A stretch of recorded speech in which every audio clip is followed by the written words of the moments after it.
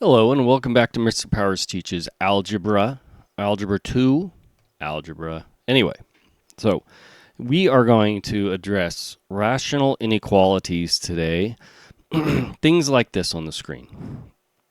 X plus 1 over x minus 5 is less than or equal to 0.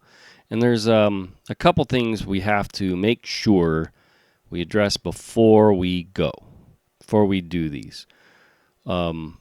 One thing is the way we usually would handle equations, rational equations, would be to multiply both sides by the least common denominator.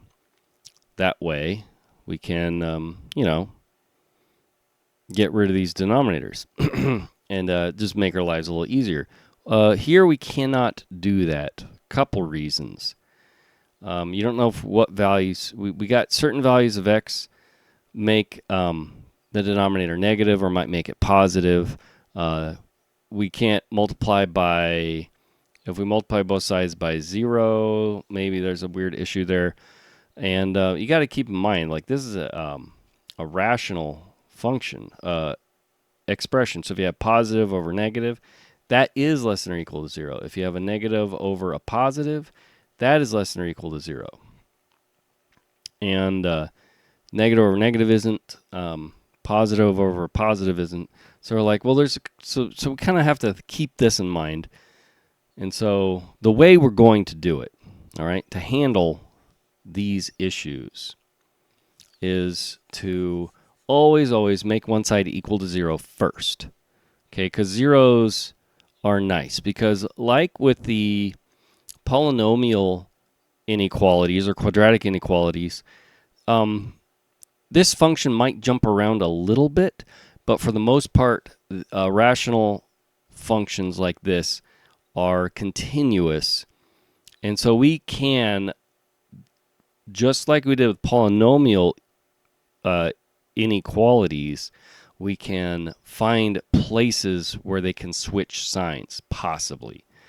And we'll use the same methods as we did before.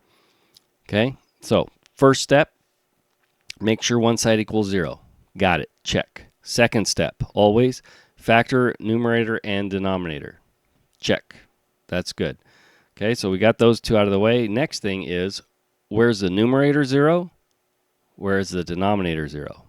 So there, let's do that right now. Okay, so x plus 1 equals 0. That means x would have to be negative 1. Okay, so we got one place where we have either 0 or well, when the numerator is 0, that's when you get 0. 0 over anything, right, is 0. So, okay. So that's where our rational expression here will equal 0. Where the denominator equals 0, though, that's where we're undefined. So we care about that too. So we got to check that. So x minus 5 equals 0. That means x would have to equal 5. So when x equals 5, we have well,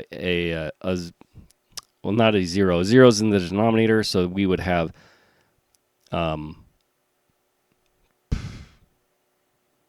we would be dividing by 0, which is undefined. We would be undefined there, and that's no good. We can never be undefined. So we know x cannot equal 5. That's a value right away. We got to keep that in mind too. When we start looking at the answers, x cannot equal 5. Just a little note here. We'll just write it down. X cannot equal 5. But this equals 5 is going to be important because it's a spot where our denominator equals 0, and this x equals negative 1 is a spot where our numerator equals 0. And what we do is we set up a sign chart just like we did before. So let's go ahead and set up a sign chart just like we did with polynomial inequalities. Okay? So we're going to go x equals negative 1. We have a negative 1 here. We have a 5 here. And we want to test values around these. That's what we need to do because we need to find out when is our expression less than or equal to 0. So let's test some. What's a good value to test in this region here? A good value to test would be anything less than -1. How about -2? So x equals -2 would imply we have -2 plus 1 over -2 minus 5. What is that? That is -1 over -7. Or if you're like me, you're just like, well, I'm going to get a negative over a negative. So I know whatever is over here is going to be positive. That is positive 1/7, which is greater than 0. Or I should say not less than or equal to. But you know, we're just going to say positive there. Okay. When we know we're 0 right here, that's a 0. Right here, we are undefined. Okay. But what about now between -1 and 5? A great value to check there would be x equals 0. So what about in that region here? What do we have? What's happening in this region? X equals 0, we'll plug it in. If x equals 0, that implies that we are going to get 0 plus 1 over 0 minus 5. Plug 0 into our expression, our rational expression, we get -1/5. Okay, which is definitely less than or equal to 0. So that's really good. That's negative. We're negative in this region. And then what about greater than 5? And I need to stress that we need to check all of these regions. Okay, it's very, very important that we check all of these regions. Okay, just gonna kind of circle some things around here just to make this a little bit more palatable. This is gonna be really quick. So this region here, what are we doing? Let's test something bigger than 5. How about 10? X equals 10. So if x equals 10, we're gonna get 10 plus 1 over 10 minus 5. That's a positive over a positive. We're getting a positive number. 11/5. That is greater than 0. So in this region, we are positive. Okay. So we set up our sign chart. Now we can state what our solution is. So our solution is going to be, what do we want? We want less than or equal to 0. So that's going to be when our values for x are, let's see, between, the only place we were negative, that's less than or equal to 0, is -1 to 5, right?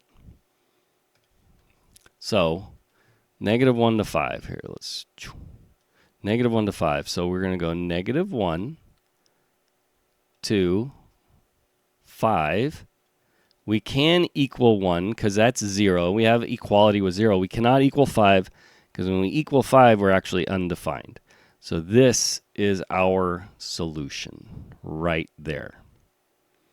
And if we're doing that in interval notation, the interval notation would be -1 with a bracket on the left and a 5 on the right there with a parenthesis. There's our interval notation. That would be all our solutions. Any number between -1 and 5, including -1, not including 5. Okay, and that's it. That's how we do these. So as a quick recap, the way we do these, make sure one side equals 0, first off. Then factor the numerator and denominator. Okay, that way maybe we can see if we got some,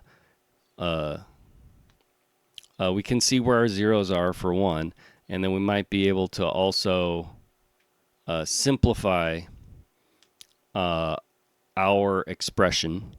Okay, then thirdly, we can test our, once we find where our zeros are in our numerator and denominator, those are our critical values, and we want to check regions defined by those critical values to find out what our expression is doing in those areas. And then we can answer our question. So that's it. That's the gist of it. I think I'll do one more difficult problem in another video. But until next time, enjoy doing math.